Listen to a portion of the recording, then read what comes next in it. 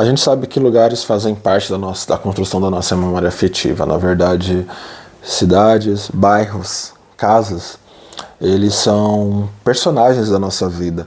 Eles ajudam a contar histórias, eles ajudam a reviver histórias. As casas que a gente morou, as casas que outras pessoas moraram, contam muito do que fomos, do que nos tornamos.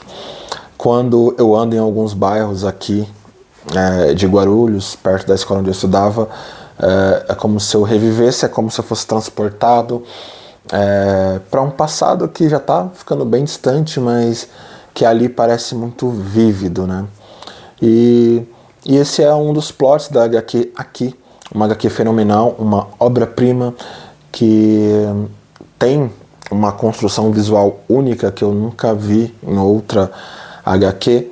Basicamente se passa enquadrando uma sala e mostra tudo o que acontece através de várias e várias gerações, dos tempos dos dinossauros, tempos dos povos originários, até as famílias ali da independência norte-americana, anos 60, anos 80, anos 2000, sempre naquele lugar, naquela sala, e vai contando, e tem sobreposição de quadros, é uma narrativa visual fantástica, e ganhou uma adaptação por Robert Zemeckis, o mesmo diretor de Forrest Gump, contador de histórias, e esse filme é estrelado também pela Robin Wright, pelo Tom Hanks, que estavam em Forrest Gump, e o que temos aqui é um resultado tedioso, um encontro de amigos, que parece um exercício mais pela estética que o diretor queria fazer do que, de fato, a inspiração de contar uma boa história. Vamos falar de cinema, não se esqueçam de se inscrever no canal. O Richard McGarry o autor da HQ, ele consegue ter um refino visual, um apuro estético, uma sensibilidade muito rara quando ele compõe essa HQ, que inclusive tem disponível para venda, está na pela Companhia das Letras. E a mesma coisa a gente não consegue ver aqui no filme. Se na HQ a gente tinha todo um cuidado especial para mostrar com a mesma importância as interligações de várias famílias diferentes através da história vivendo naquele lugar específico. Aqui o Robert Zemeckis, ele foca em uma família, a câmera ela é sempre estática na sala, a composição ela é teatral, a gente não vê nenhum tipo de outro lado na filmografia, mas no entanto ele pega o que a HQ traz de fazer as colagens, mostrando a passagem de tempo. São várias histórias contadas ao mesmo tempo, mas digamos que muito temerário como ele consegue pegar uma HQ que é uma obra-prima e transformar num nada. Ele foca na família do Tom Hanks, que tá ele é rejuvenescido digitalmente num efeito impressionante. Eu acho que é o melhor efeito que tem da história recente do cinema, né, em termos dessas tecnologias. E ele vai contando, ele foca nessa família, e quando ele faz a passagem do tempo para outra, solta fragmentos do que está acontecendo, mas simplesmente abandona, tudo é muito jogado e não justifica ele pegar os recursos da HQ de sobreposição de imagem, a não ser por autoindulgência estética, porque não faz sentido nenhum para a trama, porque o foco fica todo numa única família. Um exemplo, tem uma família negra aqui que a gente vê se mudando para casa e tá.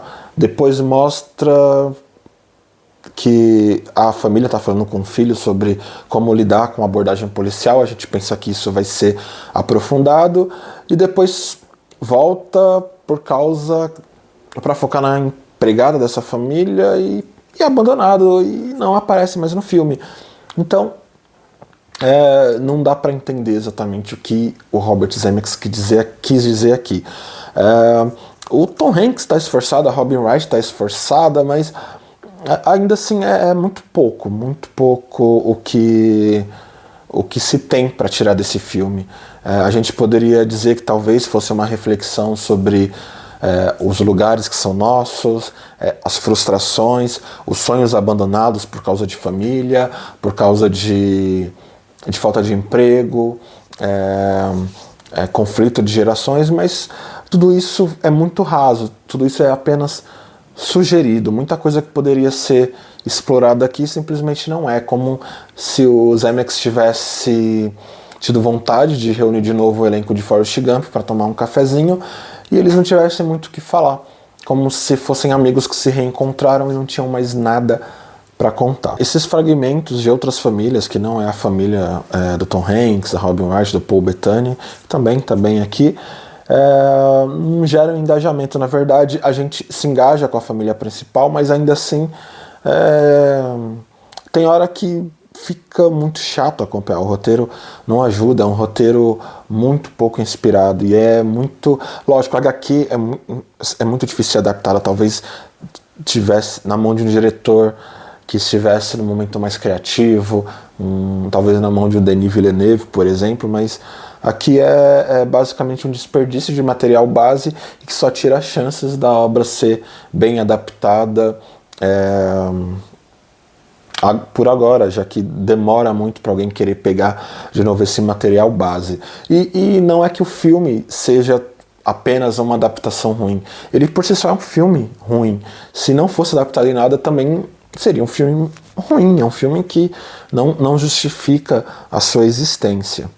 Talvez um ponto positivo seja a forma fluida com que é mostrado essa passagem do tempo, essa sobreposição de imagens. Os méritos vão pro montador Jesse Goldschmidt, que trabalhou no Star Trek Sem Fronteiras, e para a diretora de arte Ashley Johnson, que trabalhou no Problema dos Três Corpos. Eles conseguem fazer com que essa parte estética funcione. É como se a gente estivesse vendo um teatro sendo desmontado assim no estralar de dedos, para que o cenário se transformasse em outra coisa ainda que no mesmo cenário. Se pudesse indicar, eu diria para vocês lerem a HQ e não perderem tempo com o filme, mas é melhor vocês irem e tirarem a própria experiência de vocês.